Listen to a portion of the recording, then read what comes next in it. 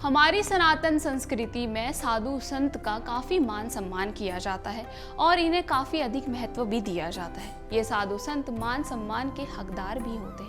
इसी प्रकार से साधु भी अलग अलग होते हैं और ये विभिन्न अखाड़ों का प्रतिनिधित्व करते हैं। इन साधुओं में नागा साधु का नाम सबसे अधिक कुंभ मेले के दौरान सुना जाता है और नागा साधु जूना अखाड़े का प्रतिनिधित्व करते हैं। लेकिन बहुत से लोगों के मन में ये प्रश्न होता है कि आखिर नागा साधु होते कौन है और ये कैसे जूना अखाड़े में शामिल होते हैं। तो आइए इसी क्रम में नागा साधुओं के बारे में जानते हैं। सबसे पहले बात करते हैं कि नागा साधु कौन होते हैं।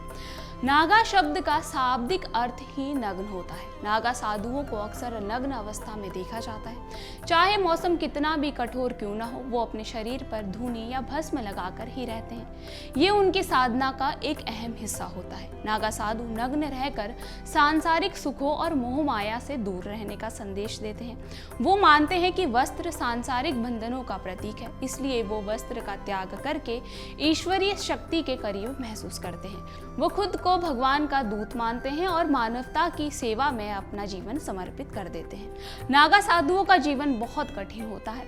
वो भिक्षा मांगकर ही अपना जीवन यापन करते हैं और कठोर तपस्या करते हैं। वो प्रकृति के साथ ही जुड़े रहते हैं और मानवता के कल्याण के लिए भी प्रार्थना करते हैं। तो आइए अब जानते हैं कि नागा साधु बनते कैसे हैं।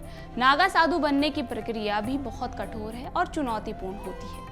ये कोई आम व्यक्ति के बस की बात नहीं है। नागा साधु बनने के लिए व्यक्ति को अखाड़े में प्रवेश लेना होता है। अखाड़े की एक समिति व्यक्ति का मूल्यांकन करती है और ये तय करती है कि वो साधु बनने योग्य है या नहीं। अखाड़े में प्रवेश मिलने के बाद व्यक्ति को कठोर परीक्षाओं से गुजरना पड़ता है। इन परीक्षाओं में सबसे महत्वपूर्ण है ब्रह्मचर्या का पालन। व्यक्ति को कई महीनों या सालों तक ब्रह्मचर्या का पालन करना होता है।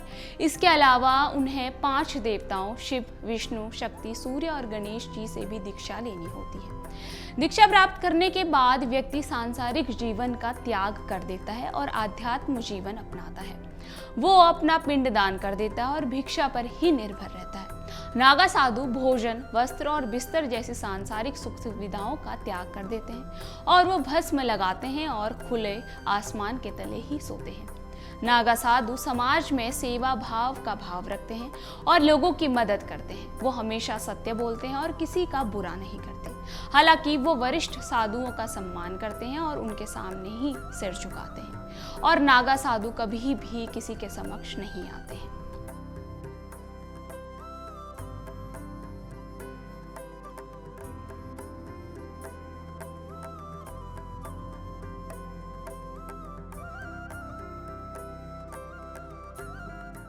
अगर आपको हमारा ये वीडियो पसंद आया हो तो हमारे चैनल जीवांजलि को सब्सक्राइब करें